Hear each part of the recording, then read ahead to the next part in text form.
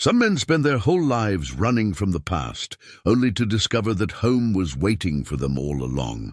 The hardest battles aren't fought with guns, but with the courage to face what we've left behind. Eli McCall rode back into Millbrook after 30 years, his pockets heavy with gold and his heart heavy with regret. When he offered to buy up the town's failing properties, including Clara Dawson's homestead, the woman he'd abandoned decades ago, old wounds reopened.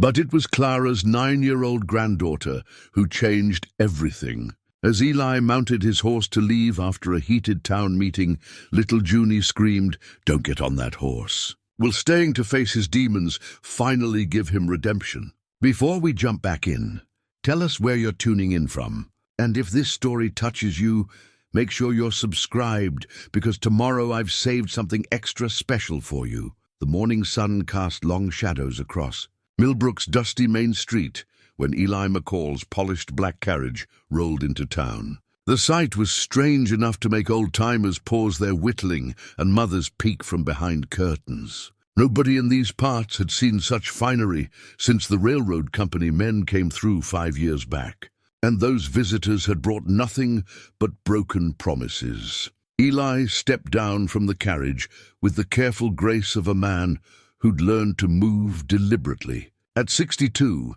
he carried himself like someone who'd seen enough of the world to know that first impressions mattered, but also that they rarely told the whole story. His suit was well cut but not ostentatious, his boots expensive but practical. The townspeople watching from their porches and storefronts couldn't quite place him, though something about his weathered face stirred half-forgotten memories. Millbrook had seen better days. The buildings that once stood proud and freshly painted now sagged under the weight of too many harsh winters and lean summers. The general store's sign hung crooked, and several storefronts stood empty, their windows reflecting the sky like dead eyes. The town's founding families had built their dreams here, but dreams required more than hope to survive.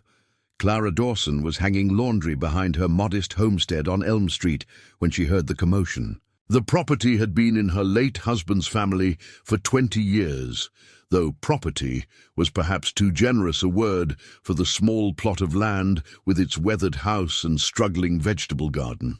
She'd been widowed for 8 years now, raising her adopted granddaughter Junie on whatever she could earn, taking in sewing and selling eggs from her half-dozen hens. At 9 years old, Junie possessed the kind of curiosity that made adults both smile and worry. She had a way of appearing wherever interesting things were happening, quiet as a shadow, but with eyes that missed nothing. This morning was no different. While Clara wrestled with a stubborn sheet that refused to hang straight, Junie had already spotted the fancy carriage and was making her way toward Main Street with the determined stride of someone who'd never been told that children should mind their own business. The general store served as the town's unofficial information exchange, and by the time Eli pushed through its creaking door, half the population had already formed opinions about the stranger.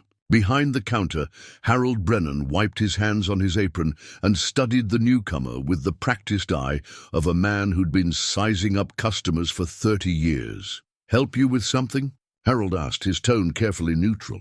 "I'm looking for information about property in the area," Eli replied, his voice carrying the slight rasp that came with years of cigar smoke and difficult conversations. "Properties that might be for sale," Harold's eyebrows rose. In a town where folks held onto their land like drowning men clutched driftwood, talk of buying property was either foolishness or something more complicated. "Most folks around here aren't looking to sell," he said carefully. "Most folks around here look like they could use the money," Eli observed, not unkindly. He'd noticed the patched clothing, the careful way people counted coins. The general air of making do that hung over the town like morning mist. Outside, Junie pressed her nose against the store window, breath fogging the glass as she strained to hear the conversation inside. She'd never seen anyone quite like this stranger. He moved like her grandfather had in his younger days, when his back was still straight and his hands steady. But there was something else about him.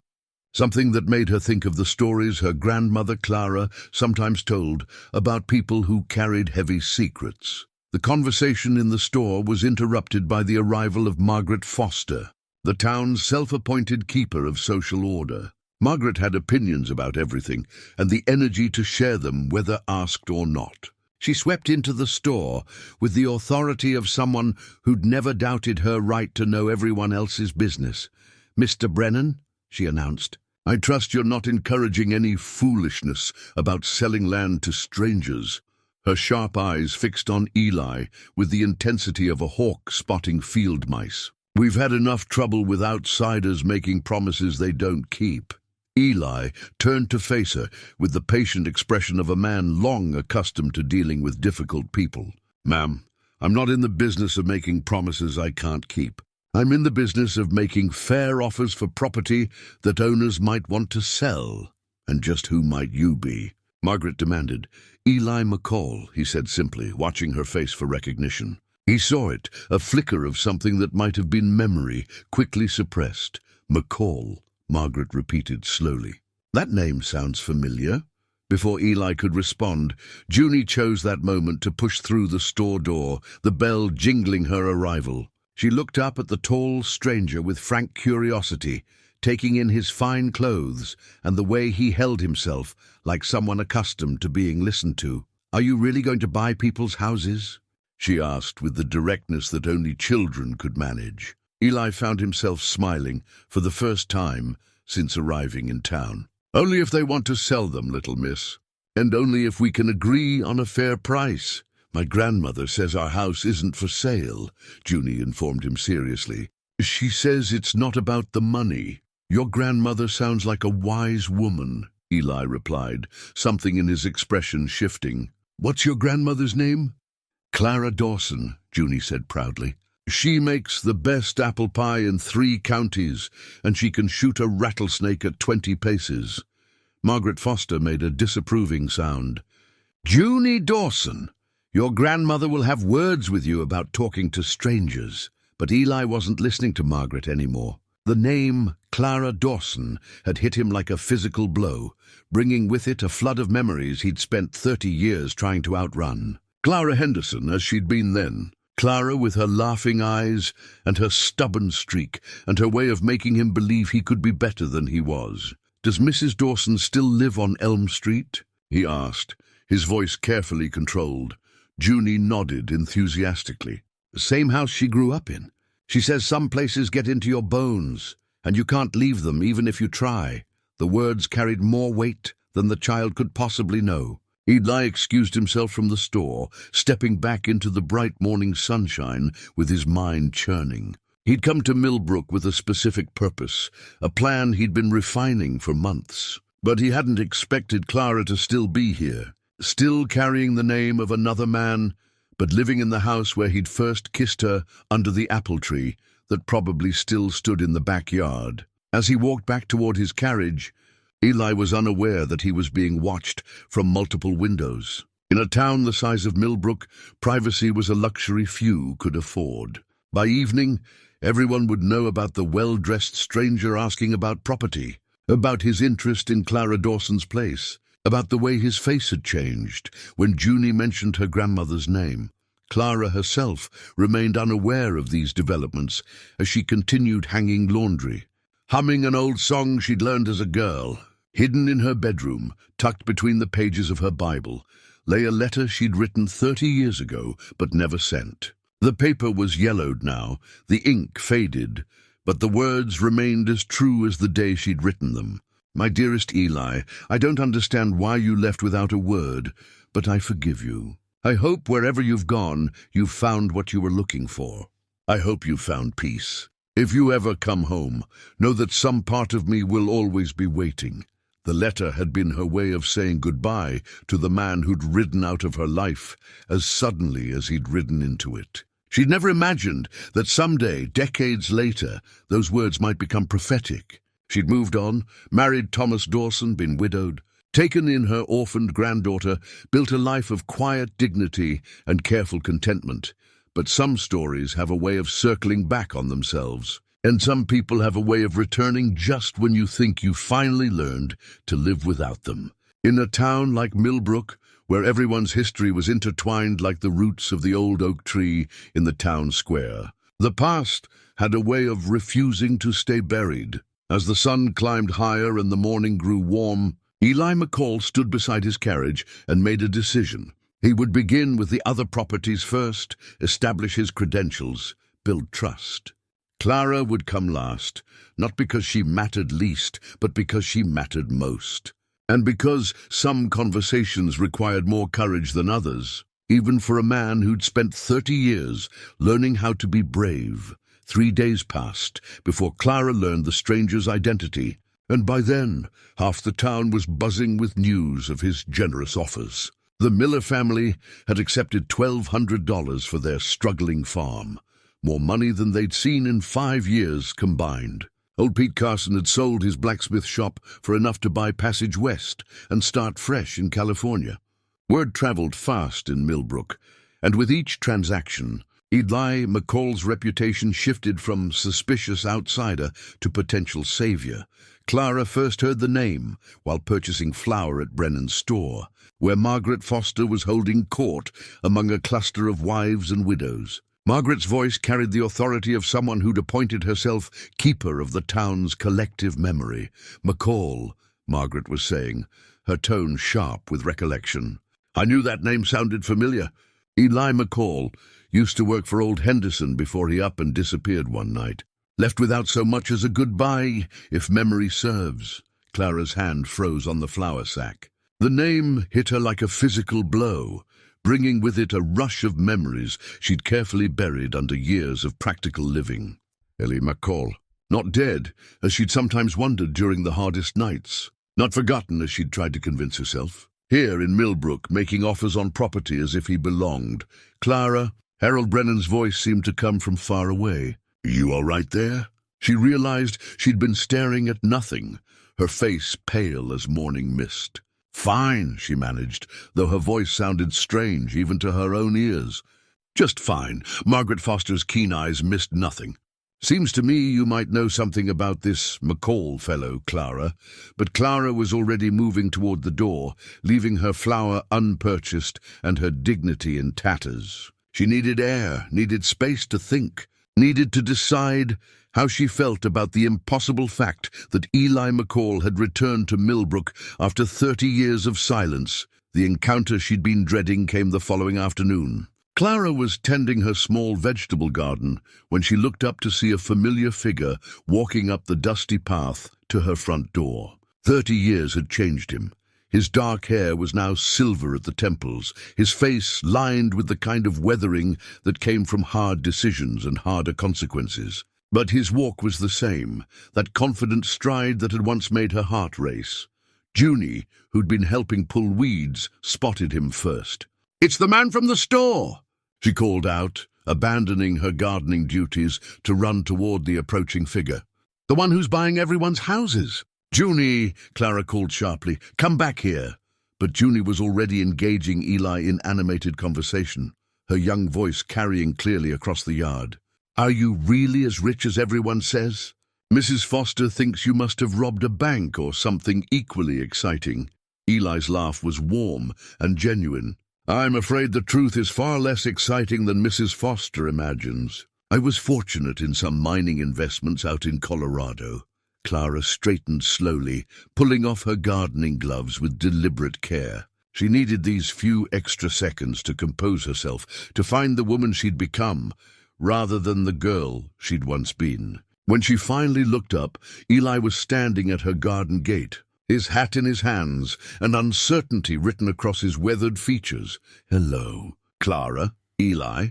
The name felt strange on her tongue after so many years. "I wondered when you'd find your way here." Junie looked between them, with the shrewd awareness children possessed for adult undercurrents. "Do you two know each other?" "We used to," Clara replied carefully. "A long time ago."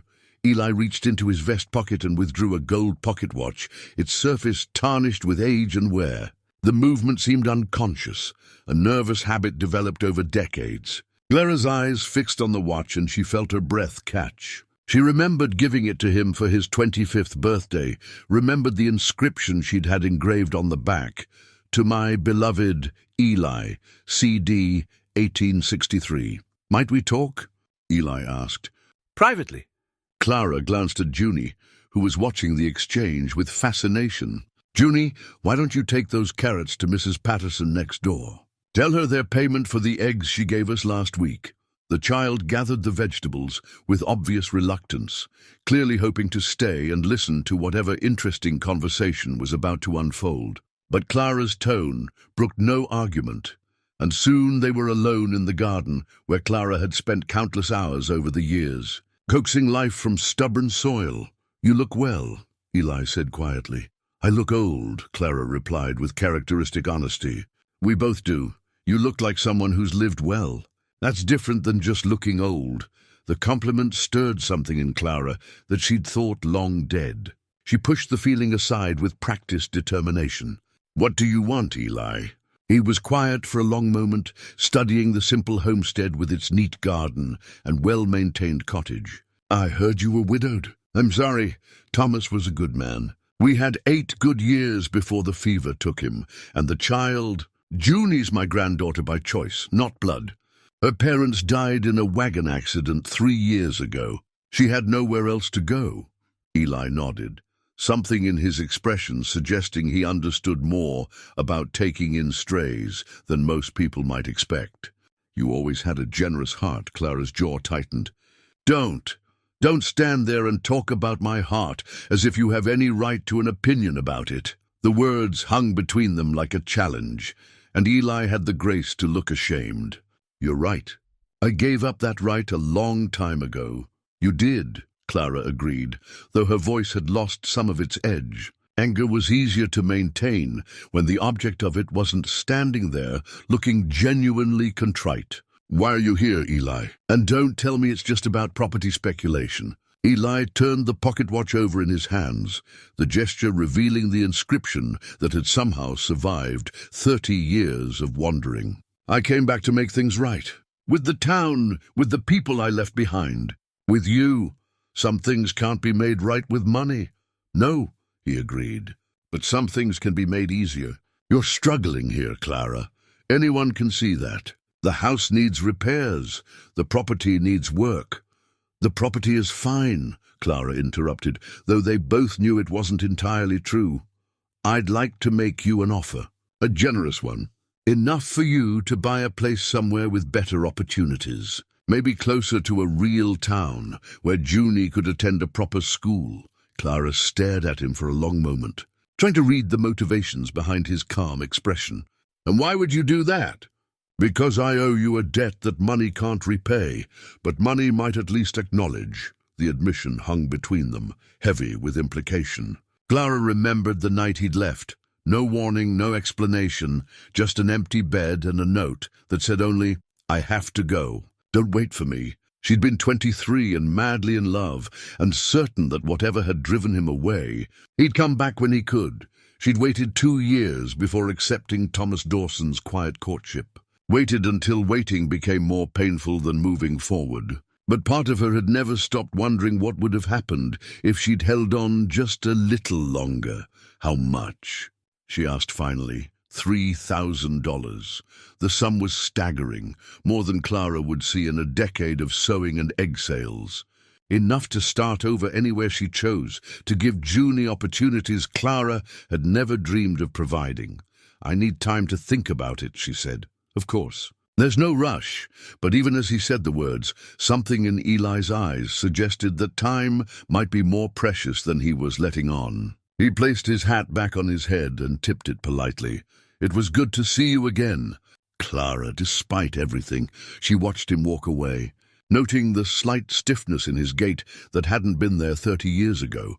The careful way he held himself like a man managing some invisible burden. Only when he disappeared around the corner did she allow herself to sink onto her garden bench, overwhelmed by the magnitude of what had just occurred. The pocket watch. After all these years, he still carried it. Still carried her inscription against his heart. The knowledge should have brought her satisfaction, but instead it filled her with a complicated mixture of vindication and sorrow. Whatever had driven Eli away, it hadn't been indifference to her love, but understanding his feelings then didn't make his offer now any less complicated. $3,000 could change everything for her and Junie. It could also mean admitting that the life she'd built here, the home she'd tried to create from the ruins of her broken dreams, wasn't worth holding on to. As the sun began to set over Millbrook, Clara sat in her garden and tried to decide which would require more courage, staying or leaving. Either way, Eli McCall's return had shattered the careful peace she'd built, and there would be no going back to the simple certainties of the life she'd known just 1 week ago. The town meeting was called for the following Thursday evening, though Marcus Grayson had been pushing for one since the day after Eli's first property purchase. Marcus owned the largest working ranch in the county and had grown accustomed to being the most influential voice in Millbrook's affairs. Eli's sudden appearance and freely flowing money threatened that influence in ways that made Marcus's jaw clench every time he thought about it. "We need to know who this man really is," Marcus declared to anyone who would listen, his voice carrying the authority of someone who'd never been challenged on matters of importance. Nobody just shows up with pockets full of gold and starts buying up half the town out of the goodness of his heart. The meeting was held in the schoolhouse, the only building large enough to accommodate the crowd that gathered. Nearly every adult in Millbrook attended, drawn by curiosity and concern in equal measure. Clara sat near the back with Junie beside her, despite the child's protests that she'd rather be anywhere else than listening to boring grown-up talk. Eli arrived precisely on time, taking a seat near the front with the composed dignity of a man who'd faced hostile audiences before. He wore his best suit and carried himself with quiet confidence, though Clara noticed the way his hand occasionally drifted to his vest pocket where she knew he kept the old watch. Mayor Caldwell called the meeting to order, with the nervous energy of a man who'd never expected his largely ceremonial position to require actual leadership. "I suppose we all know why we're here," he began, mopping his brow with a handkerchief despite the evening's cool air. "Mr. McCall's generous offers have certainly given our community much to discuss." Marcus Grayson stood before the mayor finished speaking. "I'll get straight to the point," he announced, his eyes fixed on Eli. "We don't know anything about this man, except that he claims to have made his fortune in mining. For all we know, he could be running from the law, using our town as a place to hide out." A murmur ran through the crowd. Several heads turned to look at Eli, who remained calmly seated, his expression unreadable. "That's quite an accusation to make without evidence." "Mr. Grayson," Eli replied evenly. "Then provide some evidence to the contrary," Marcus shot back. "Show us documents proving your mining claims. Give us references from Colorado. Prove you're who you say you are." What the crowd didn't know was that Marcus had already sent a telegram to contacts in Denver asking questions about Eli McCall's background. The response had been troubling enough to send Marcus digging deeper, following leads that eventually led him to a dusty sheriff's office in a town called Bitter Creek. Sheriff Jameson, who'd been trying to maintain neutrality in the growing controversy, cleared his throat. "Now, Marcus, we can't go around demanding proof of every stranger's past. That's not how things work. It's how they should work when strangers start throwing money around like they're buying loyalty instead of property," Marcus replied. From her seat in the back, Clara watched the exchange with growing unease. She'd known Marcus since they were children, had seen him nurse grudges and settle scores with the patient persistence of a man who never forgot a slight. Whatever his concerns about Eli, they ran deeper than simple civic responsibility. Junie, meanwhile, was studying Eli with the frank curiosity that made adults uncomfortable. She'd been fascinated by the mysterious stranger since their first meeting, and her grandmother's obvious tension around him only added to her interest. "Why don't you like him?" Junie whispered to Clara. "Hush," Clara replied, though the question cut closer to the truth than she cared to admit. It wasn't that she didn't like Eli, that would have been simpler. It was that she liked him too much, that seeing him brought back feelings she'd thought safely buried under years of practical living. Eli stood to address the crowd, his movement causing conversations to die away. "Ladies and gentlemen, I understand your concerns about my presence in your community. You don't know me, and you have every right to be cautious about my intentions." He paused, seeming to weigh his words carefully. "I can tell you that I left Millbrook 30 years ago under circumstances I'm not proud of. I've spent the time since then building a life and, yes, accumulating wealth through legitimate mining investments in Colorado. I've returned because I believe I owe this community a debt, and I'm trying to repay it in the only way I know how." "What kind of debt?" called out Margaret Foster, her voice sharp with suspicion. Eli's hesitation was barely perceptible, but Clara caught it. "The debt that comes from leaving important things unfinished," he said finally. Marcus Grayson laughed harshly. "That's not an answer, it's poetry. We need facts, not fancy words." What Marcus didn't reveal to the crowd was the yellowed wanted poster he'd received that afternoon, carefully folded and hidden in his coat pocket. The poster bore a sketch of a younger man with familiar features, wanted for questioning in connection with a bank robbery in Kansas 30 years ago. The name on the poster was E. McCullough, but the description matched Eli McCall perfectly. The discovery had sent Marcus's thoughts racing. If Eli was indeed the man from the poster, his presence in Millbrook made sense. A criminal returning to lie low in a town where people remembered him fondly, using stolen money to buy forgiveness and respectability. "I propose we give Mr. McCall 1 week to provide proper documentation of his background," Marcus announced. "References, bank records, proof of his mining claims. If he can't provide them, I think we should ask him to take his business elsewhere." A rumble of agreement ran through part of the crowd, though several voices spoke up in Eli's defense. The Miller family pointed out that his money had been genuine enough to solve their financial problems. Old Pete Carson mentioned that a man's past was his own business as long as he conducted himself honorably in the present. Clara found herself torn between competing loyalties. The practical part of her recognized that Marcus's suspicions might be justified. Eli's explanations had been vague, his answers careful in ways that suggested secrets. But the part of her that remembered, the young man who'd taught her to read the stars and dream beyond Millbrook's borders, couldn't believe he was capable of real criminality. Mayor Caldwell called for a vote on Marcus's proposal, and the result was closer than anyone expected. 12 in favor of demanding documentation, 10 opposed, with several abstentions. Eli accepted the decision with grace that impressed even some of his critics. 1 week is fair, he agreed. "I'll provide what documentation I can." As the meeting broke up, Junie tugged on Clara's sleeve. "Grandmother, why was everyone being mean to the nice man?"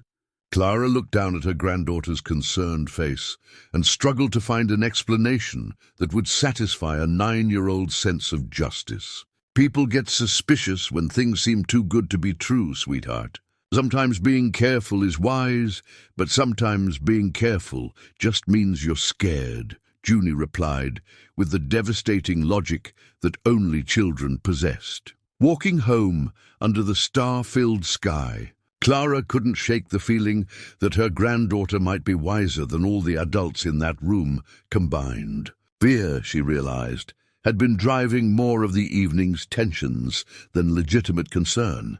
Fear of change, fear of being fooled, fear of hoping for something better only to have it snatched away. But what frightened Clara most was her growing certainty that whatever secrets Eli was hiding, they were connected to the pain that had driven him away 30 years ago. And if those secrets came to light, they might destroy not just his attempts at redemption, but any chance she had of finally understanding why the man she'd loved had disappeared from her life without explanation. The wanted poster in Marcus Grayson's pocket would ensure that those secrets wouldn't stay hidden much longer. The morning after the town meeting, Clara discovered just how precarious her financial situation had become. A letter from the bank arrived with her breakfast, written in the cold language of impending foreclosure. 6 months behind on the loan Thomas had taken against the property before his death, with payment due in full within 30 days, or the homestead would be sold at auction. Clara stared at the numbers with the hollow feeling that came from having no good options. Even if she took in twice as much sewing and sold every egg her hens could produce, she wouldn't come close to the $240 owed. The irony wasn't lost on her that Eli's offer could solve her problems 12 times over. With enough left to give Junie opportunities Clara had never dreamed of providing. Junie, blissfully unaware of the family's financial crisis, was more interested in the fact that the mysterious Mr. McCall had been seen that morning talking to the workers fixing the schoolhouse roof. According to Billy Patterson, whose mother had witnessed the conversation, Eli had not only paid for the repairs, but also purchased new books for the classroom and arranged for glass windows to replace the oiled paper that had served the school for the past 5 years. He's giving money to the school? Junie asked, her eyes bright with excitement. Does that mean we'll have real windows? So it seems, Clara replied, folding the bank letter carefully and tucking it into her apron pocket. She couldn't decide whether Eli's generosity made his offer more genuine or more suspicious. In her experience, men who threw money around often had complicated reasons for doing so. She was still pondering this when Eli himself appeared at her garden gate, carrying a small wooden box and wearing the hesitant expression of a man unsure of his welcome. "Mrs. Dawson," he called. "Might I have a word?" Junie was beside him before Clara could respond, chattering excitedly about the school improvements. "Is it true you bought us new books? Mrs. Patterson says we might even get an atlas so we can see what the rest of the world looks like." Eli's smile was warm and genuine as he looked down at the animated child. "I thought education was important enough to invest in. What do you think?" "I think you're the nicest stranger who's ever come to Millbrook," Junie announced with the devastating honesty that made adults both laugh and wince. "Junie," Clara called from the garden, where she'd been pretending to weed the same patch of soil for the past 5 minutes. "Come help me with these carrots." "But grandmother—" "Now, please." With obvious reluctance, Junie returned to the garden, though she continued to steal glances at Eli as he approached the gate. Clara straightened slowly, pulling off her gardening gloves and trying to project a confidence she didn't feel. "Mr. McCall, I brought something I thought you might want to see," Eli said, holding up the wooden box. "Documentation of my mining claims in Colorado. Deeds, survey reports, assay records, everything needed to prove the legitimacy of my wealth." Clara accepted the box with surprise. Inside, organized with meticulous care, were dozens of legal documents bearing official seals and signatures. The centerpiece was a deed to the Silver Bell mine near Cripple Creek, purchased in 1874 and worked continuously for 15 years before, being sold to a consortium from Denver for what the sale documents indicated was a substantial sum. "You didn't have to show me these," Clara said, though she found herself studying the papers with relief. Whatever else Eli might be hiding, he wasn't a common criminal living off stolen money. "I wanted you to know that my offer comes from honest earnings," Eli replied. "I know how it must look, a stranger appearing with more money than sense, making offers that seem too good to be true.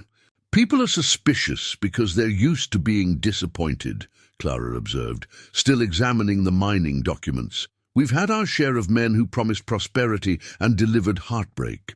Junie had crept closer during their conversation, drawn by her irrepressible curiosity about anything involving grown-up secrets. "Mr. McCall," she said suddenly, "why did you really come back here? And don't say it's just about property, because even I can tell that's not the whole truth." Both adults stared at the child, surprised by her directness.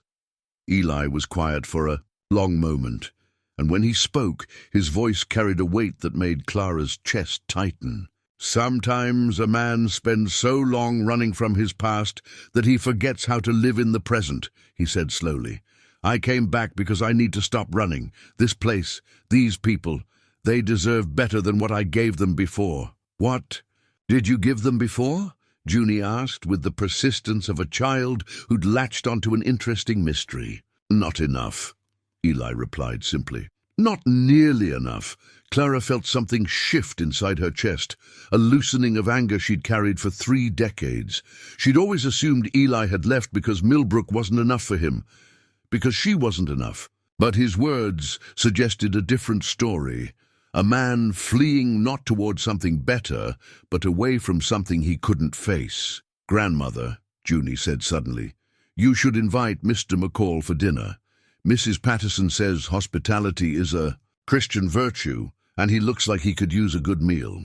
"Junie," Clara said in mortification, "you can't just invite people to dinner without asking." But Eli was already shaking his head with a smile.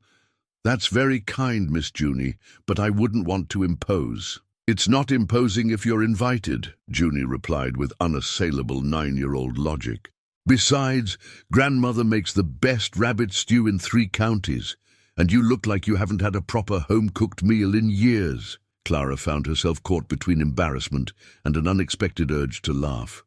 Her granddaughter had inherited more than her share of the family tendency toward speaking uncomfortable truths. "One meal," she heard herself saying.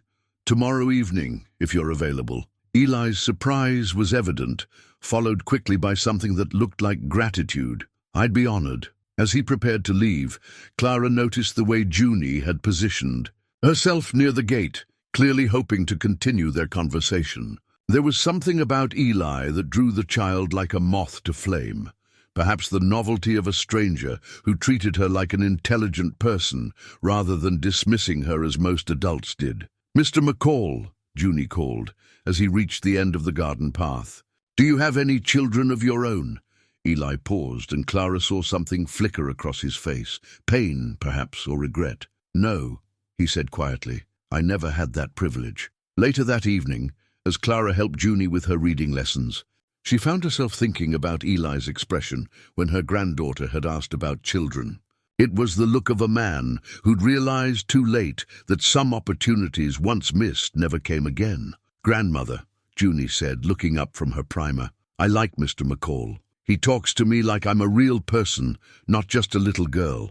Clara set down her mending and studied her granddaughter's earnest face. "What makes you think he talks to you differently than other adults do?" "He listens," Junie replied simply. "Most grown-ups already know what they want to hear before you start talking.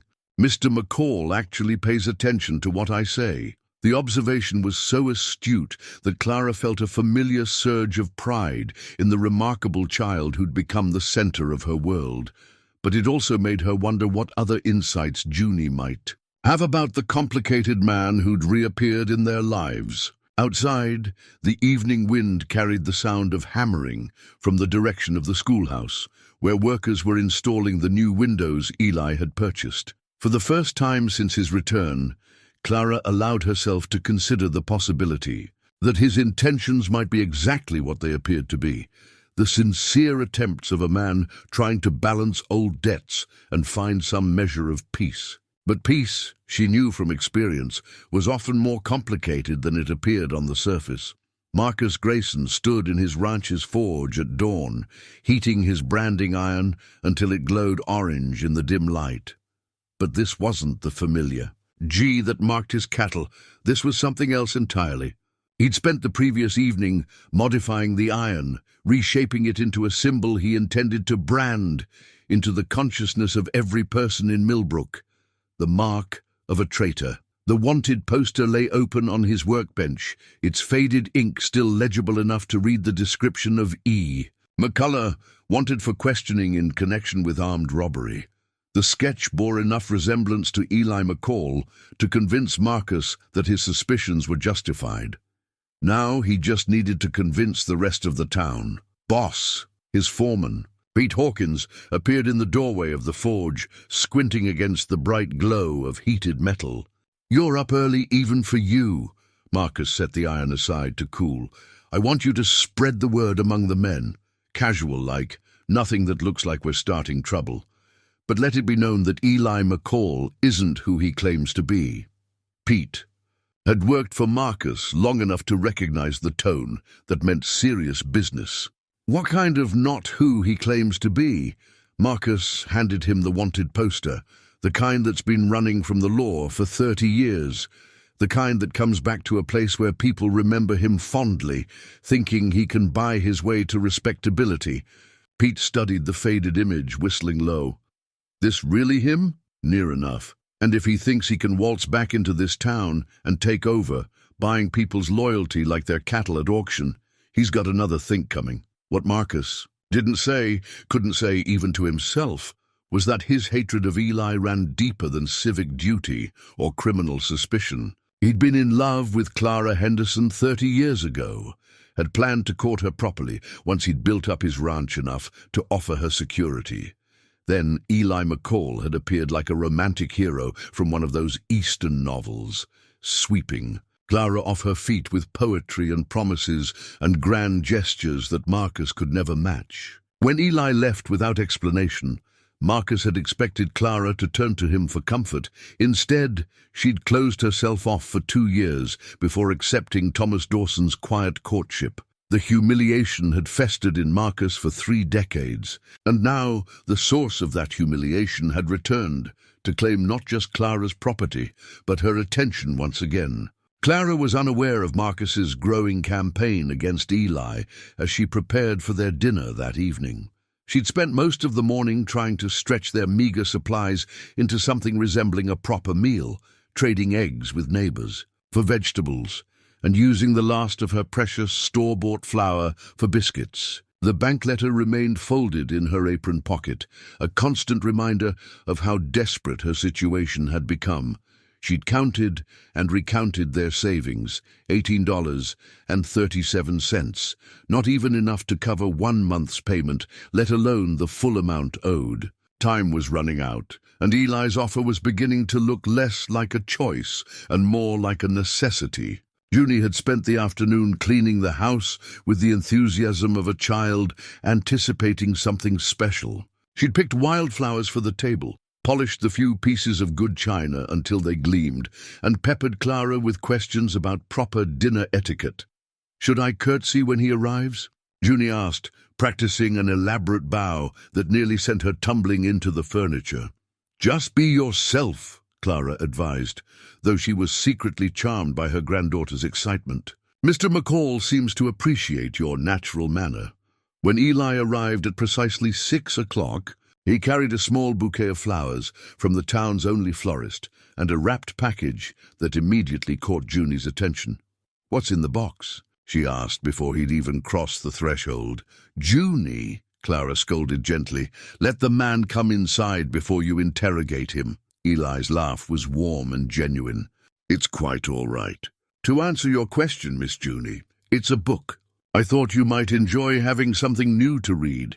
Junie's eyes went wide with delight. Books were precious commodities in the Dawson household, and new ones were almost unheard of.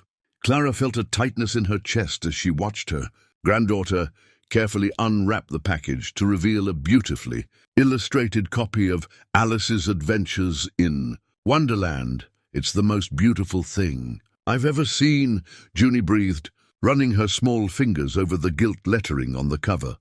"I noticed you were quite advanced in your reading," Eli said, settling into the chair Clara indicated. "I thought you might be ready for something with a bit more adventure."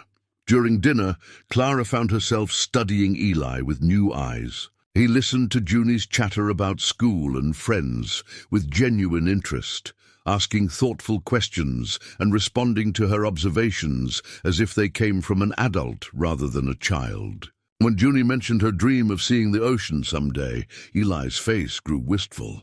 "I've seen the Pacific from the cliffs of California," he said quietly. "It's more beautiful than any poet could describe. The water stretches out beyond the horizon, blue-green and endless, with waves that sound like music when they break on the rocks. Will I ever see it?" Junie asked with the wistful longing of a child whose world had never extended beyond the boundaries of Millbrook. Eli glanced at Clara before answering. "I believe you'll see whatever you set your mind to see.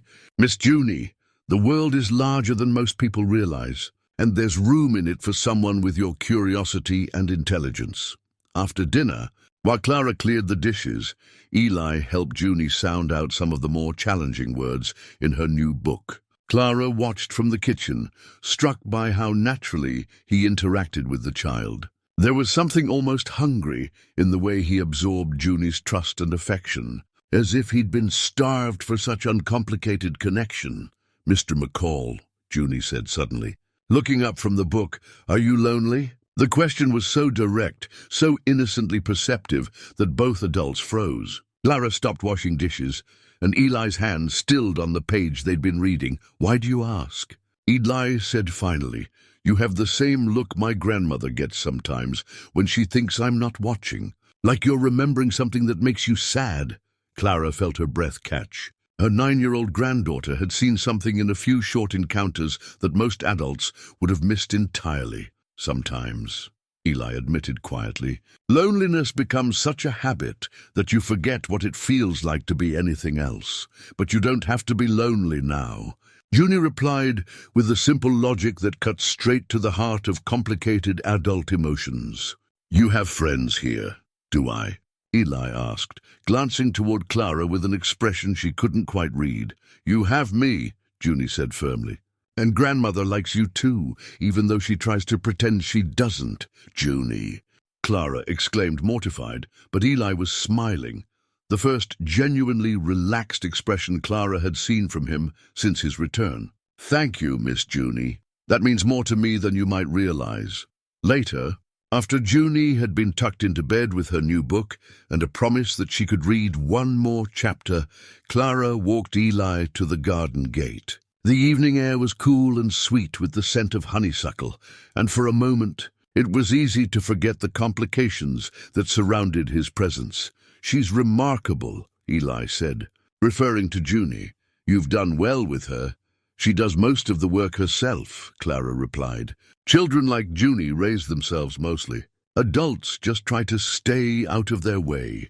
They stood in comfortable silence for a moment, listening to the distant sound of night birds and the rustle of wind through the trees. It felt almost like the old days, when they were young and the future seemed full of endless possibilities. "Clara," Eli said quietly, "I need you to know that whatever you decide about my offer, it comes with no expectations. No strings, no obligations. You don't owe me anything. But you think you owe me something," Clara observed. "I know I do." The simple admission hung between them, heavy with implication. Clara studied his profile in the moonlight, seeing glimpses of the young man who'd captured her heart so completely that losing him had nearly broken her. "What happened, Eli?" she asked suddenly. 30 years ago, what made you leave?" But even as she asked the question, she could see him withdrawing, the walls going back up around whatever secrets he carried. "Some stories are better left buried," he said finally, "and some stories are better told before it's too late to tell them." He looked at her then with such intensity that she felt her pulse quicken. For a moment she thought he might actually answer, might finally give her the explanation she'd spent 3 decades wondering about. Instead, he simply touched the brim of his hat and said, "Good evening. Clara, thank you for dinner." She watched him walk away into the darkness, and somewhere in the distance, she heard the sound of men talking in low, urgent voices, the sound of trouble brewing, of plans being made in shadows. Whatever peace Eli had found during their evening together wouldn't last much longer. The morning after their dinner, Clara sat at her kitchen table, staring at the 2 most important pieces of her life, the bank foreclosure notice and her mother's simple gold wedding band. She'd worn the ring on a chain around her neck since her mother's death, had refused to sell it, even during the hardest years after Thomas died. It represented something deeper than mere sentimentality, a connection to generations of women who'd faced impossible choices with whatever strength they could muster. Now she slipped the ring onto her finger, feeling its familiar weight as she tried to decide between keeping her home and securing Junie's future. The irony wasn't lost on her that both options involved trusting a man who'd already broken her heart once. Junie was playing in the garden, constructing elaborate houses for her rag dolls with scraps of wood and fabric. Her voice drifted through the open window as she narrated complex stories involving princesses and adventures and happy endings. that seemed guaranteed in the imagination of a 9-year-old. Clara was still wrestling with her decision when Margaret Foster arrived unannounced, her sharp eyes taking in the bank notice that Clara hadn't quite managed to hide under her sewing basket. Financial troubles, Margaret asked with the direct approach that made her both helpful and insufferable in equal measure. Nothing that can't be managed, Clara replied. Though they both knew it was a lie, Margaret settled herself at the kitchen table with the authority of someone who'd appointed herself keeper of the town's moral order. I heard about your dinner with Eli McCall last night. People are talking. People always talk. Usually about things that aren't their concern. When a woman starts entertaining strange men, it becomes everyone's concern, Margaret replied primly. Especially when those men might not be who they claim to be. Clara felt her temper flare. Eli isn't a strange man. I've known him since we were children. You knew him 30 years ago. You don't know what he became during the years he was gone. Margaret leaned forward conspiratorially. Marcus Grayson has been asking questions, sending telegrams to law enforcement offices in Colorado and Kansas. He thinks your Mr. McCall might be running from something. The words hit Clara like cold water. She'd sensed undercurrents of hostility from Marcus, but she hadn't realized he was actively investigating Eli's background. What kind of something? The kind that involves wanted posters and rewards for information, Margaret replied, with obvious satisfaction at being the bearer of dramatic news. Marcus says he has evidence that your Mr. McCall isn't who he claims to be. Clara's mind raced through the implications. If Marcus had found something damaging about Eli's past, he wouldn't keep it to himself. He'd use it to turn the town against Eli, to force him to leave. The question was whether whatever Marcus had discovered was true, or simply convenient. Has he shared this evidence with Sheriff Jameson? Clara asked. Not yet. But Marcus is calling another meeting for tonight. Says he has something important to reveal about our mysterious benefactor. After Margaret left, Clara found herself unable to concentrate on anything. She watched Junie playing in the garden and tried to imagine explaining to the child that they might have to leave their home, leave the only life Junie had ever known, because Clara couldn't afford to keep them there. Around midday, she made a decision that surprised even herself. She walked to the hotel where Eli was staying and asked to speak with him privately. They met in the hotel's small parlor, empty except for dust motes dancing in the afternoon sunlight streaming through tall windows. Marcus Grayson is planning something, Clara said without preamble. Another meeting tonight, with evidence about your past. Eli's face remained calm, but she saw something flicker in his eyes. Resignation, perhaps, or the weariness of a man who'd been expecting this moment. I see. Is it true?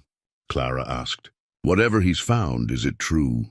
Eli was quiet for a long moment, staring out the window at the street where people went about their daily business, unaware that their quiet community was about to be torn apart by revelations from the past.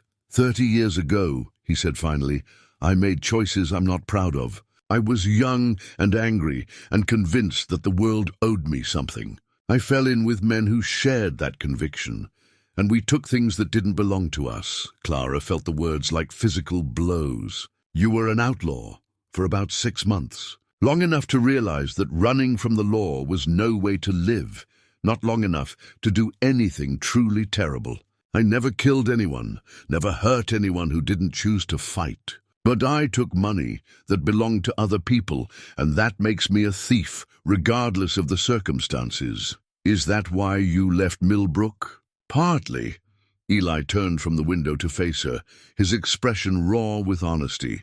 I'd gotten word that a federal marshal was asking questions about me. I could have stayed and faced the charges, might have gotten off with a few years in prison. But I couldn't bear the thought of you seeing me in shackles, couldn't stand the idea of dragging you down with me. Clara absorbed this information, trying to reconcile the man she'd loved with the criminal he described. So you just left. Without explanation, without giving me a choice in the matter. I thought I was protecting you. You were protecting yourself, Clara replied with more sadness than anger. You were afraid I'd choose to stand by you, and you couldn't handle that responsibility. The accusation hung between them like a challenge, and Eli had the grace not to deny it. "You're right. I was 25 years old and terrified of being the reason your life went wrong. It seemed easier to disappear than to ask you to wait for a man who might never come back. And now? Now I'm older and hopefully wiser, and I know that running away solved nothing. I spent 30 years building a fortune and a reputation, thinking I could buy my way back to respectability. But some debts can't be paid with money." Outside, Clara could hear Junie's voice calling for her, worried because her grandmother had been gone longer than usual. The sound reminded Clara of what was at stake, not just her own future, but the security and happiness of an innocent child who depended on her completely. "Marcus will ruin you if he can," Clara said quietly. "He'll use whatever evidence he has to turn the town against you, force you to leave." "I know. And then what? You'll disappear again? Run away to some other place where no one knows your history?" Eli met her eyes with an expression of infinite weariness. "I'm tired of running, Clara. Whatever happens tonight, whatever Marcus reveals, I won't run again. Not this time." The conviction in his voice convinced her that he meant it, but it also filled her with dread. A man who wouldn't run when cornered had only two choices: fight or surrender. "And either choice could lead to tragedy. My offer stands," Eli said quietly. "Whatever happens to me, whatever the town decides, you and Junie deserve security. Take the money, start over somewhere else. Give that child the future she deserves." Clara looked down at her mother's ring, feeling the weight of generations of women who'd faced impossible decisions with whatever courage they could find. "Some things matter more than security," she said finally. "Like what? Like loyalty. Like standing by people you care about when they need you most. Like not abandoning someone twice in one lifetime."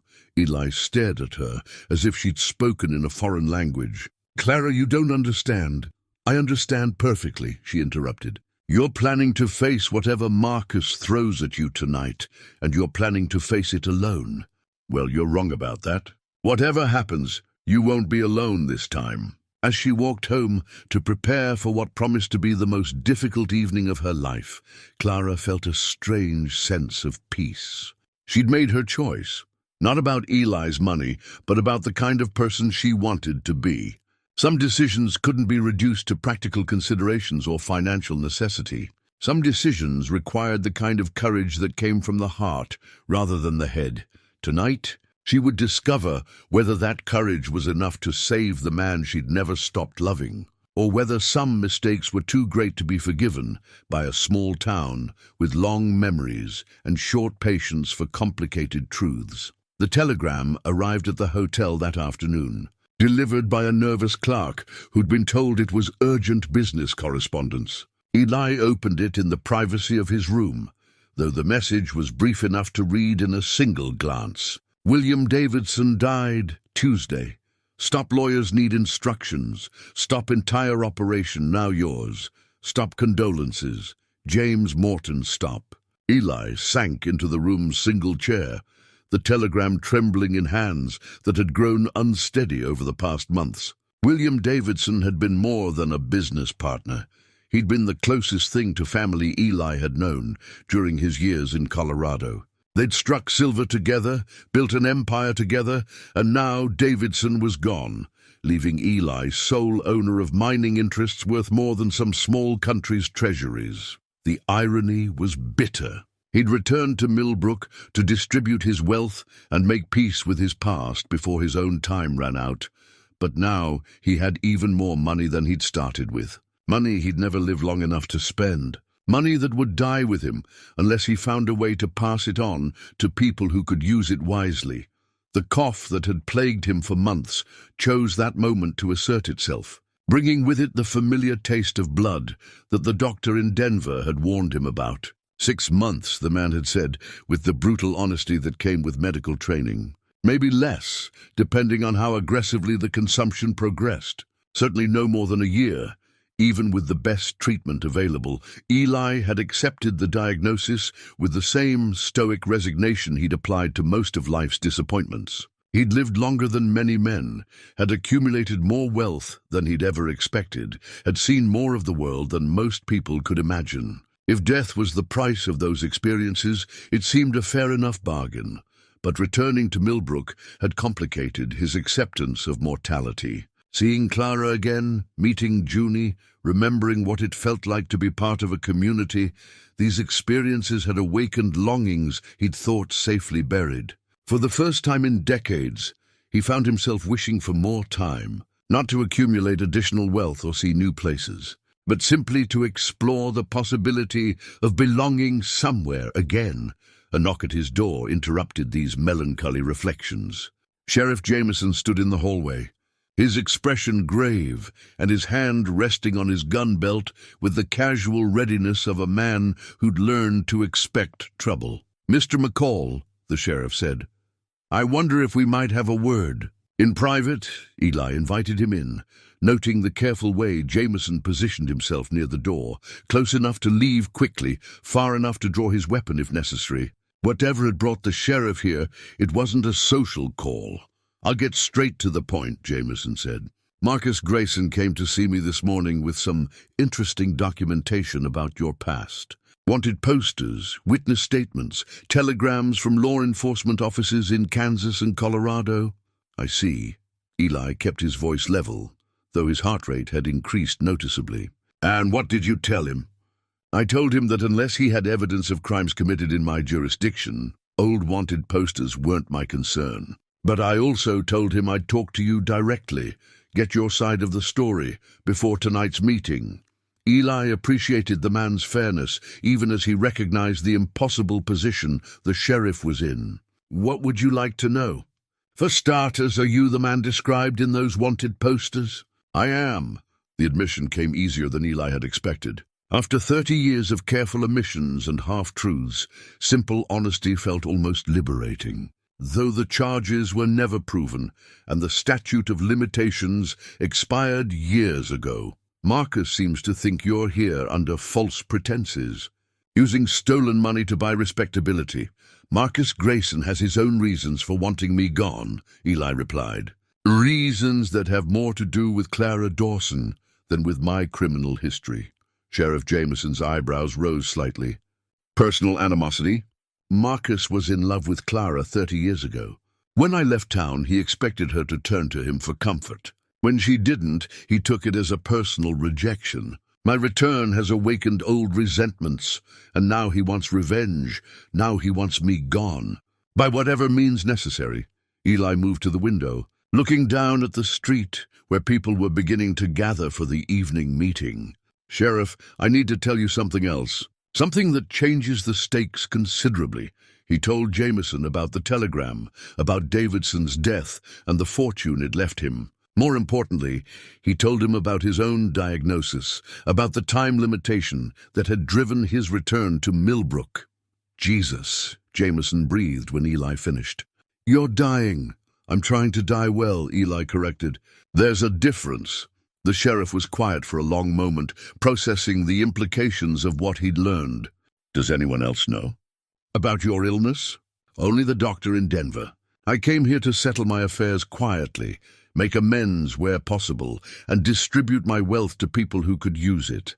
I didn't expect complications. Complications like Clara Dawson. Complications like remembering what it felt like to have a home." Before Sheriff Jameson could respond, they were interrupted by voices in the hallway, Clara's voice, tense with worry, and another man speaking in urgent, hushed tones. Both men moved toward the door, but Eli was closer and opened it to find Clara talking with Doc Morrison, the town's physician. "Can't be certain without a proper examination," Doc Morrison was saying. "But the symptoms you describe sound serious. The coughing, the weight loss, the fatigue, what symptoms?" Eli interrupted, causing both Clara and the doctor to turn toward him in surprise. Clara's face flushed with embarrassment at being caught discussing his private business. "Junie mentioned that you seemed tired during dinner. She has a keen eye for details and she was worried. I asked Doc Morrison if the symptoms suggested consumption," the doctor finished bluntly. "And they do. How long have you been coughing blood, Mr. McCall?" The question hung in the air like an accusation. Eli looked at Clara's shocked face and realized that his careful attempts at secrecy had been undermined by a 9-year-old's perceptive observations. "Long enough to know what it means," he said quietly. Clara's hand flew to her mouth. "Oh, Eli, that's why you came back," she continued, her voice barely above a whisper. "Not just to make amends, to say goodbye." The understanding in her eyes was almost more than he could bear. For 30 years, he'd imagined what it would be like to see her again, but he'd never imagined having to watch her face change as she realized he was dying. Sheriff Jameson cleared his throat diplomatically. "Perhaps we should continue this conversation somewhere more private." But before any of them could move, rapid footsteps echoed through the hallway. Junie appeared at the top of the stairs, her face flushed with exertion and her eyes bright with the kind of excitement that usually meant trouble. "Grandmother," she called, running toward Clara without noticing the adult's tense expressions. "I heard the most interesting conversation.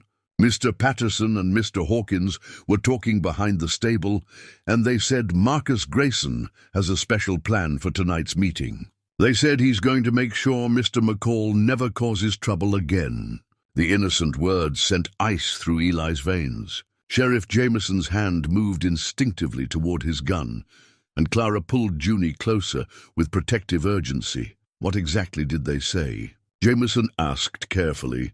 "They said Marcus found out Mr. McCall's big secret, and tonight everyone will see what kind of man he really is. And then they talked about making sure he couldn't run away this time." Junie looked around at the adults' serious faces with growing confusion. "Did I say something wrong?" "No, sweetheart," Clara said quickly. "You did exactly right. Can you remember anything else they said?" Junie scrunched her face in concentration. "Mr. Hawkins asked if Marcus was sure about the plan, and Marcus said some men deserved what they got. And then they talked about meeting at the old mill before the town meeting." Sheriff Jameson was already moving toward the stairs. "I need to get down there, see what Grayson is planning. Mr. McCall, I strongly suggest you stay in this hotel until I can sort this out." "No," Eli said firmly. "If Marcus wants a confrontation, he'll have one. But it will be in public, in front of the whole town, where everyone can see what kind of man he really is." "That's exactly what he's counting on," Clara said urgently. "Don't you see? He wants you to come to that meeting. He's planning something that will discredit you permanently. Then he'll get his chance," Eli replied. "But I won't run again, Clara. I told you that. And I meant it." The telegram from Colorado lay forgotten on the hotel room floor, its news of vast wealth suddenly irrelevant compared to the more immediate questions of loyalty, courage, and how much a dying man was willing to risk for the chance at redemption. Outside, the sun was beginning to set, and people were gathering for the meeting that would determine not just Eli's fate, but the kind of community Millbrook would choose to be. In a few hours, everyone in town would know the truth about Eli McCall's past, his present circumstances, and his limited future. The only question remaining was whether the truth would destroy him or set him free, and whether the people he'd come to care about would stand with him when the moment of reckoning finally arrived, the hours between the revelation and the evening. Meeting passed with the strange, suspended quality of time before a storm. Clara returned home with Junie, her mind reeling from the knowledge that Eli was dying, that his grand gestures of generosity were not attempts to buy forgiveness, but the desperate actions of a man trying to balance his moral books before the final accounting. Junie, sensing the gravity of adult emotions she couldn't quite understand, had grown unusually quiet. She sat at the kitchen table, working on something with intense concentration, while Clara moved through the motions of preparing dinner, though neither of them seemed likely to eat much. "Grandmother," Junie said suddenly, looking up from her project, "is Mr. McCall going to die?" The directness of the question hit Clara like a physical blow. She'd been trying to protect Junie from the harsh realities of the adult world, but children had a way of seeing through such protective deceptions. "What makes you ask that, sweetheart?" "He has the same look Uncle Thomas had before he went to heaven, kind of gray around the eyes, like he's already seeing something the rest of us can't see yet." Clara sank into the chair beside her granddaughter, overwhelmed by the child's perceptive honesty. "Yes," she said quietly. "I think he is very sick." Junie nodded with the solemn acceptance that children often displayed when faced with life's hardest truths. "Is that why he came back? To say goodbye?" "Partly, I think, and partly to try to help people before he can't anymore."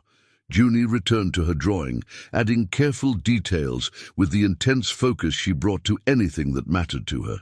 Clara could see it was a picture of Eli sitting on his horse, but she couldn't make out the words Junie was painstakingly writing along the bottom in her careful child's handwriting. Meanwhile, across town, Eli sat in his hotel room surrounded by papers and documents, trying to organize a lifetime's accumulation of wealth into something resembling a coherent legacy. He'd written letters to banks in Denver, instructions for his lawyers, detailed plans for distributing his mining interests among the people of Millbrook and other communities that had shown him kindness over the years. The process was more emotionally draining than he'd expected.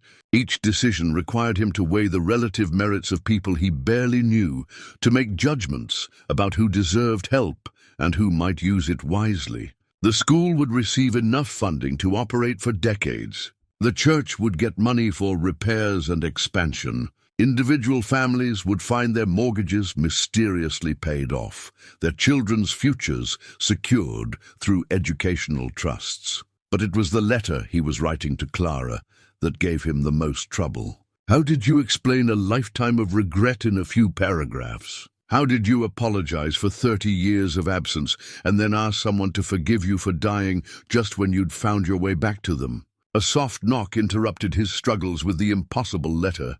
Sheriff Jameson entered without waiting for an invitation, his expression grim with the weight of bad news. "I found Marcus and his men at the old mill," Jameson said without preamble.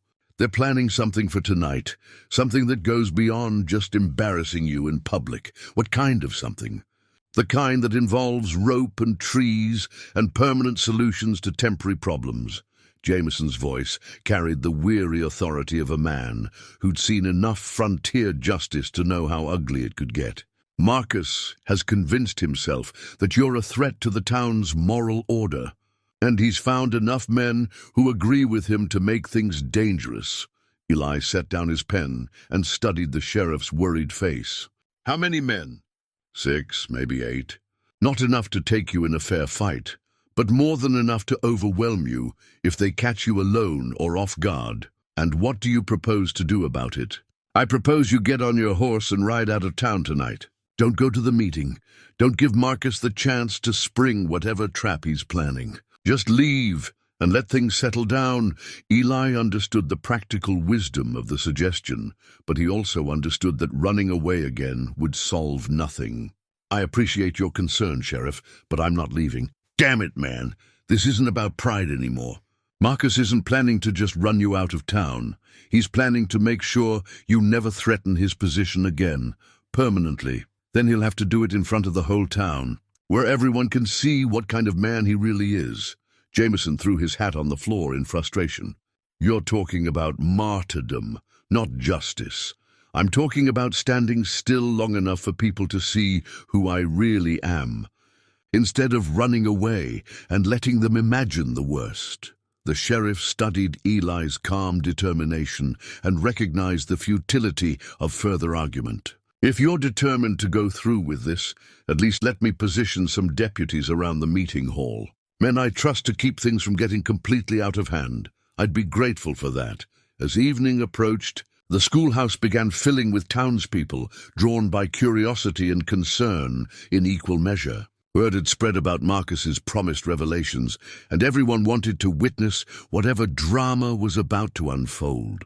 The atmosphere was tense with anticipation, like the air before a thunderstorm.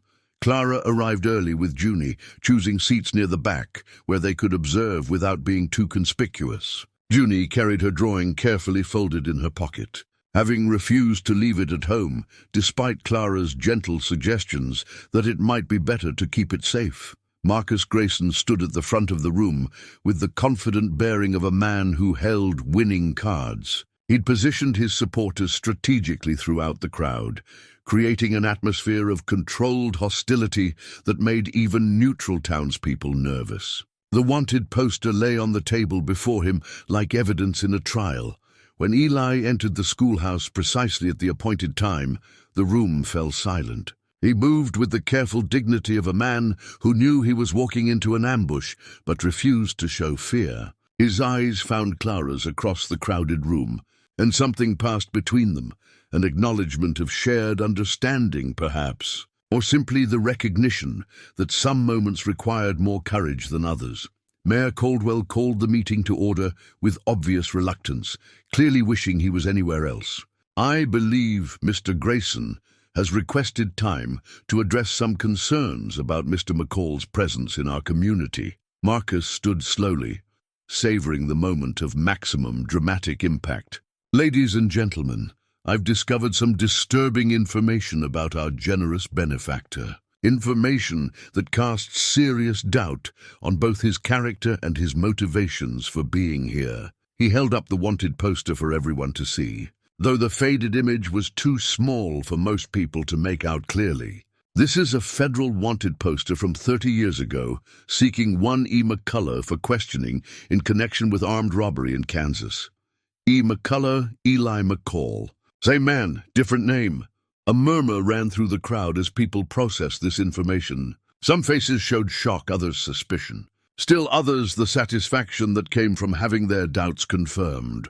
Now, "I'm not saying our Mr. McCall is currently wanted by the law," Marcus continued with false reasonableness. "But I am saying that a man who spent 30 years running from his past might not be the best person to entrust with our community's future." Eli remained seated, his expression calm despite the hostile energy building in the room. When Marcus finished his accusation, Eli stood slowly and faced the crowd with the dignity of a man who had nothing left to lose. "Mr. Grayson is correct," he said simply.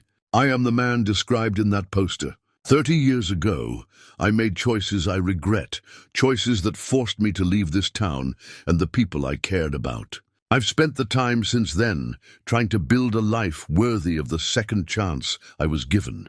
The admission sent another wave of murmurs through the crowd. Some people looked disappointed, others vindicated in their suspicions. But a few faces showed something that might have been understanding, the recognition that people could change, that mistakes didn't have to define an entire life.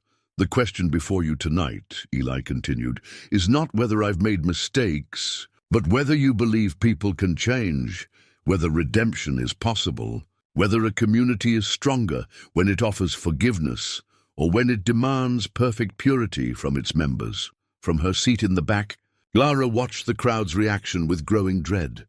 She could see Marcus's supporters positioning themselves near the exits, could sense the gathering energy of a mob being carefully orchestrated by a man who understood how to manipulate fear and righteousness for his own purposes. Junie, meanwhile, had been watching the proceedings with the intense concentration she brought to anything involving adults behaving badly. She could sense the hostility directed at Mr. McCall, could see the way some of the men were standing and looking at him like hunters studying prey. "Grandmother," she whispered urgently, tugging on Clara's sleeve. "They're going to hurt him, aren't they?" Clara's heart clenched as she realized her granddaughter was right. The meeting was just a pretext, a way to publicly justify whatever Marcus had planned for later. Once the crowd dispersed and people went home to their families, Marcus and his men would make their move. "We have to do something," Junie said with the fierce determination that had gotten her into trouble more times than Clara could count. "What can we do, sweetheart? We're just two people." Junie looked down at the drawing in her pocket, then back at the man standing alone at the front of the room, facing down the collective judgment of an entire community. "Sometimes 2 people is enough," she said with startling certainty. "Sometimes all it takes is one person being brave enough to say what everyone else is thinking, but too scared to say out loud."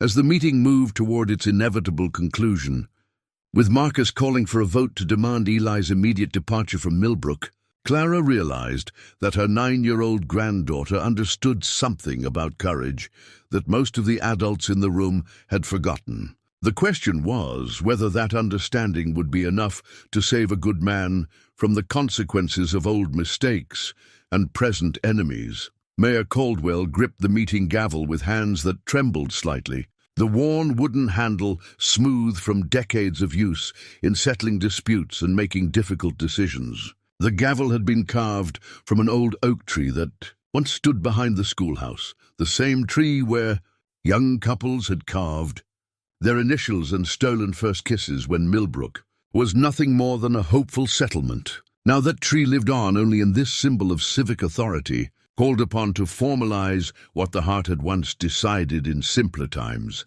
The floor is open for discussion regarding Mr. Grayson's allegations, Mayor Caldwell announced, his voice carrying none of its usual confidence.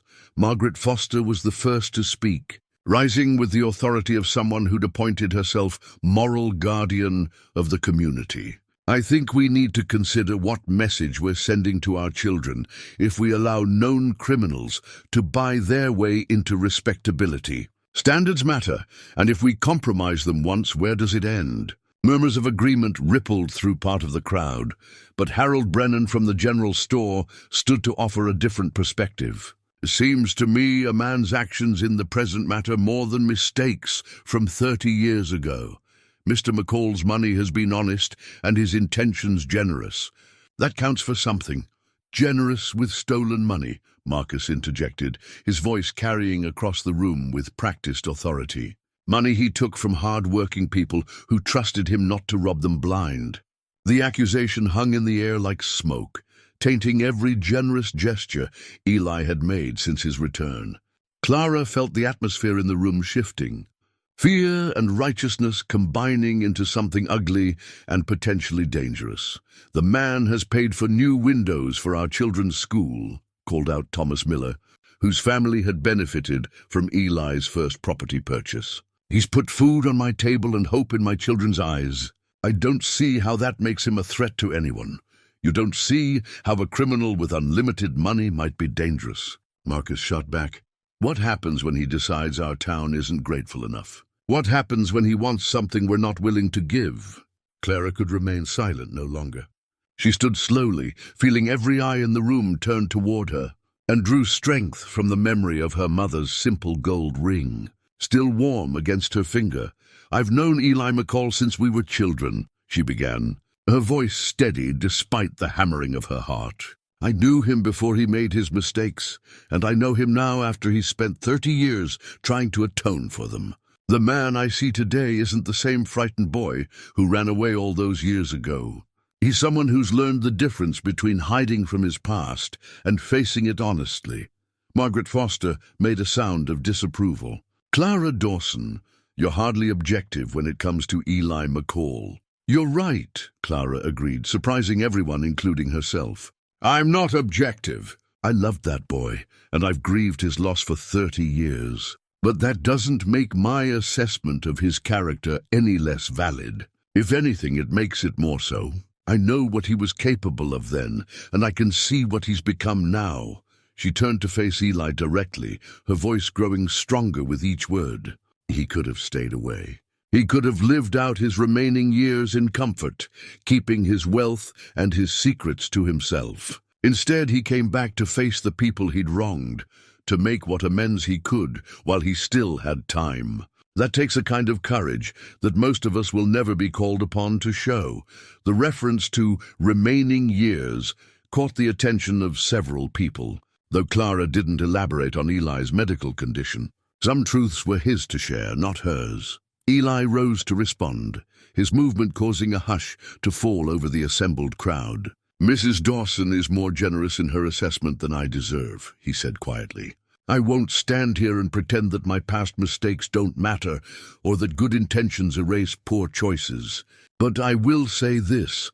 I came back to Millbrook because I believe people can change, because I needed to find out if redemption was possible. Your decision tonight will answer that question, not just for me, but for anyone else who's ever made mistakes they can't undo." Mayor Caldwell consulted his pocket watch. clearly eager to bring the proceedings to a close. "I believe it's time to call for a vote. All those in favor of asking Mr. McCall to leave Millbrook immediately, please raise your hands." Hands rose throughout the room, some quickly, others with obvious reluctance. Marcus counted carefully, his satisfaction evident as the number climbed.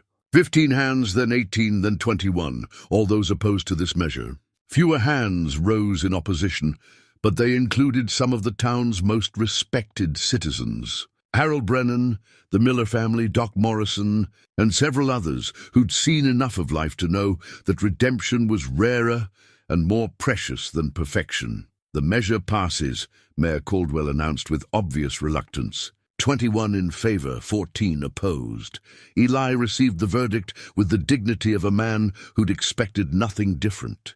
"I respect the will of the community," he said simply. "I'll depart in the morning."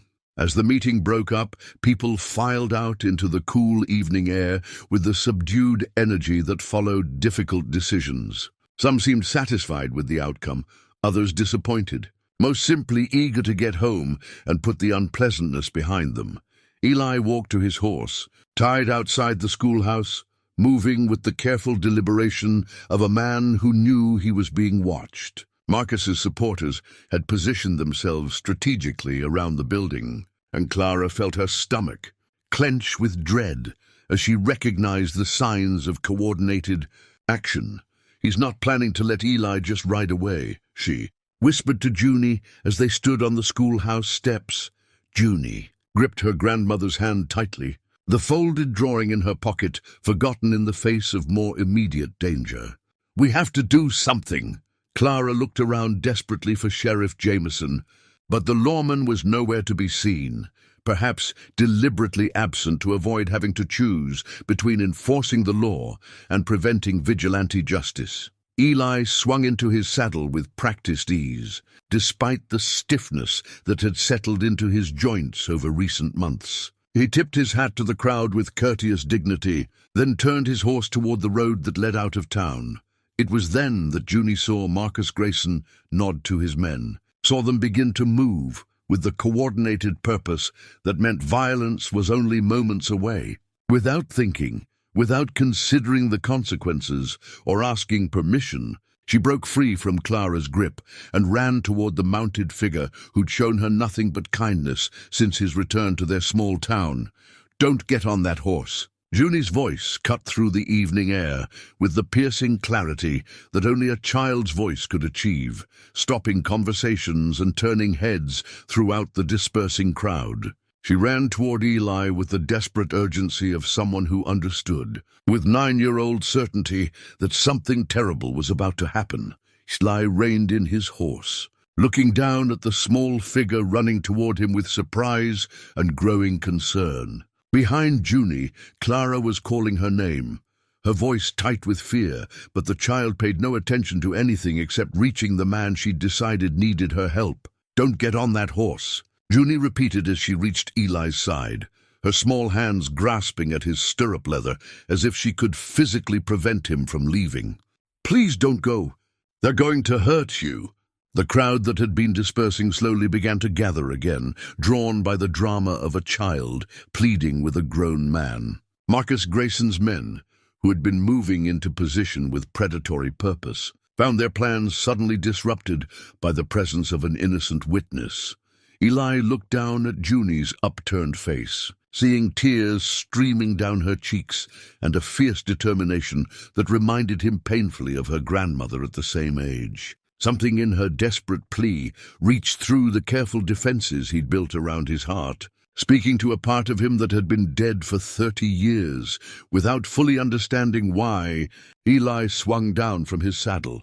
The action shocked everyone present, including Marcus's men, who had been counting on him to ride into their carefully planned ambush. Instead, Eli knelt beside Junie, bringing himself to her eye level with the gentle patience of a man who understood that sometimes children saw truth more clearly than adults. "Why don't you want me to go, little one?" he asked softly, his voice carrying clearly in the suddenly quiet evening air. Junie wiped her nose on her sleeve before answering. a gesture so utterly childlike that it made several adults smile despite the tension. "Because running away doesn't fix anything," she said with devastating honesty. "My mama used to tell me that problems follow you wherever you go, so you might as well face them where you have people who care about you." The simple wisdom of her words hit Eli like a physical blow. Here was a 9-year-old girl offering him the lesson he'd spent 30 years learning the hard way. That redemption required staying still long enough to accept both judgment and forgiveness. "And do I have people who care about me here?" Eli asked, though his eyes were looking past Junie to where Clara stood on the schoolhouse steps. Her hand pressed to her mouth as she watched the scene unfold. "You have me," Junie declared with absolute certainty. "And you have grandmother, even though she's too scared to say so.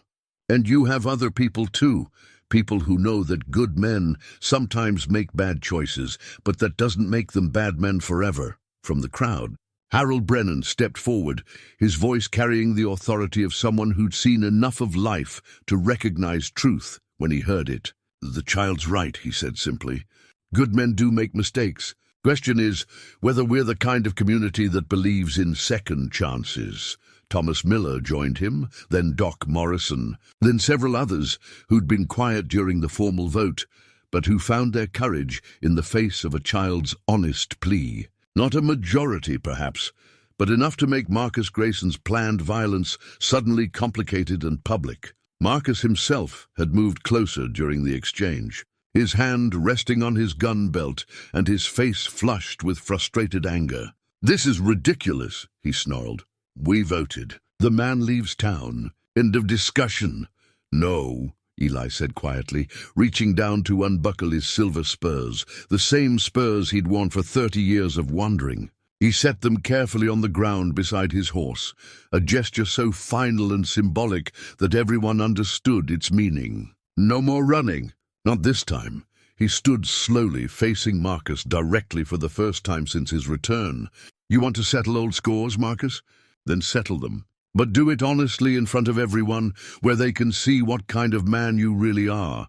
Marcus's hand twitched toward his gun, but the presence of so many witnesses, including a child, made him hesitate. "You think you can waltz back here after 30 years and take up where you left off? Think you can buy Clara's forgiveness and everyone else's respect?" "I think I can try to earn them," Eli replied steadily. "But only if I stay long enough to do the work." Clara could remain silent no longer. She walked down from the schoolhouse steps with the measured dignity of a woman who'd made her decision and intended to stand by it regardless of consequences. "Junie's right," she said clearly, her voice carrying to every corner of the gathered crowd. "This man doesn't need to earn my forgiveness because he already has it.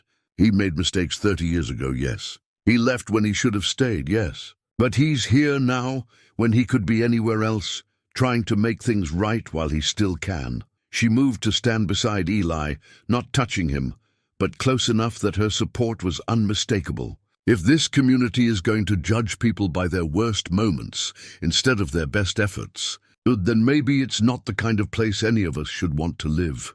Marcus looked around at the faces surrounding him, some supportive, others doubtful, many simply waiting to see how the confrontation would resolve itself. His plan had depended on swift, decisive action under cover of righteous anger. Instead, he found himself the center of unwanted attention, his motives suddenly transparent to anyone who cared to look. "This isn't over," he said finally. But the words carried more bluster than conviction. "Yes," Eli replied quietly, "it is. It's been over for 30 years, Marcus. You just refuse to accept it." As the crowd began to disperse for the second time that evening, Junie picked up Eli's discarded spurs and handed them back to him with solemn ceremony. "You might need these," she said practically, "but not for running away." Eli accepted the spurs with a smile that transformed his weathered face, making him look more like the young man Clara had fallen in love with decades ago. "Thank you, Miss Junie, for everything, for the first time in 30 years. Eli McCall was exactly where he belonged. 3 months later, the morning sun streamed through the new stained glass windows of Millbrook's church, as Pastor Williams blessed the documents that would change the town's future forever. The papers bore an impressive legal seal and were thick enough to suggest their importance. But their essence could be summarized in a few simple words: the Junie Dawson Community Trust, established with an endowment large enough to ensure Millbrook's prosperity for generations. Eli sat in the back pew, his appearance noticeably frailer than it had been during those tense days in late summer. The consumption was advancing with the relentless progression the Denver doctor had predicted, but Eli faced his diminishing future with the peace that came from knowing his remaining time was being well spent. Junie sat beside him, reading quietly from her treasured copy of Alice in Wonderland, occasionally looking up to whisper observations that made Eli smile.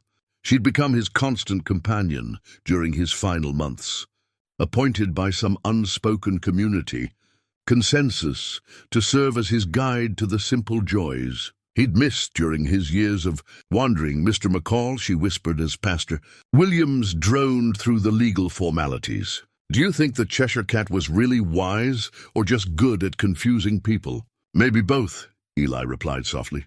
"Sometimes the wisest thing you can do is help people see that what they thought was complicated is actually quite simple." Clara, sitting in the pew ahead of them, turned to give Junie a look that suggested this was neither the time nor place for literary discussions. But her expression softened when she saw how the conversation seemed to energize Eli, bringing color to his pale cheeks and light to his tired eyes. The relationship between Clara and Eli had settled into something neither romantic nor bitter, a mature understanding between two people who'd learned that love could take many forms. They were friends now in a way they'd never been when they were young and consumed with passion. The desperate urgency of youth had been replaced by the gentler rhythms of people who understood that time was precious precisely because it was limited. Marcus Grayson was notably absent from the ceremony. Sheriff Jameson had finally acted on the evidence of Marcus's planned violence, charging him with conspiracy and attempted assault. Marcus had left town rather than face trial, selling his ranch to pay legal fees and disappearing into the vast anonymity of the West.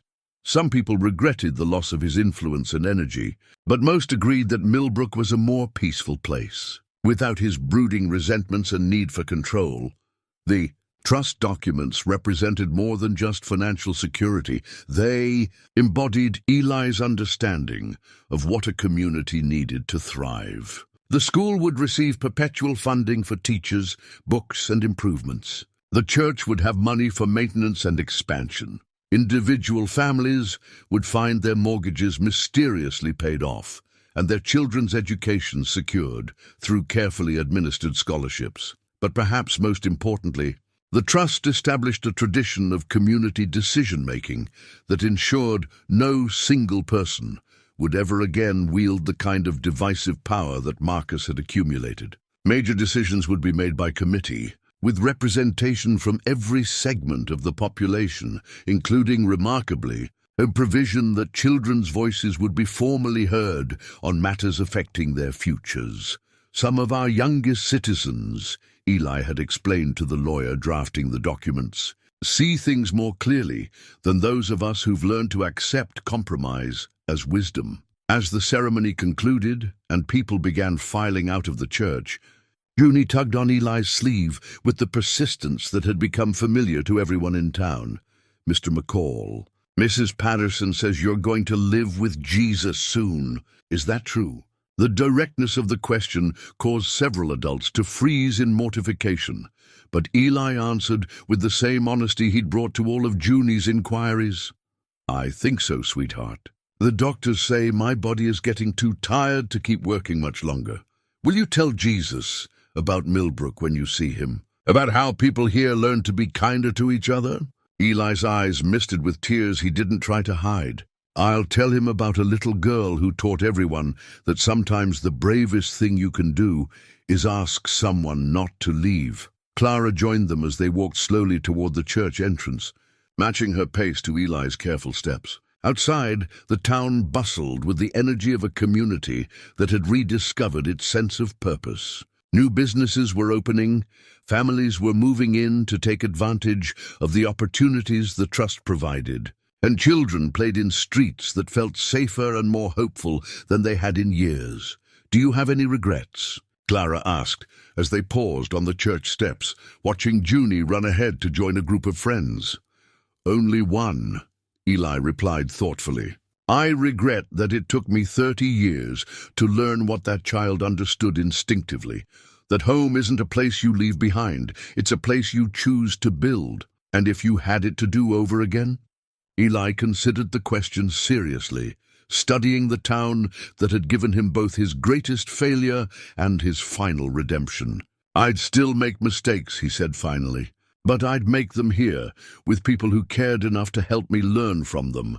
As autumn deepened into winter, Eli's condition declined steadily but peacefully. He spent his final weeks moving among the families of Millbrook, sharing stories of his travels and listening to plans for futures he wouldn't live to see. Children who'd been shy around the mysterious stranger now climbed onto his lap to hear tales of mountains and oceans and cities beyond their imagination.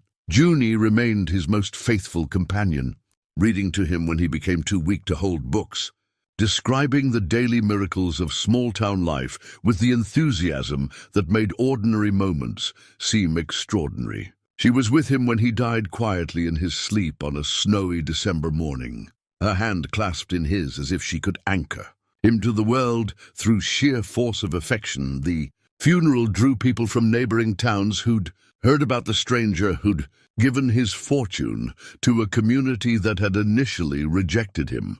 But the most moving eulogy came from Junie herself, who stood before the crowded church and spoke with the simple eloquence that had become her trademark.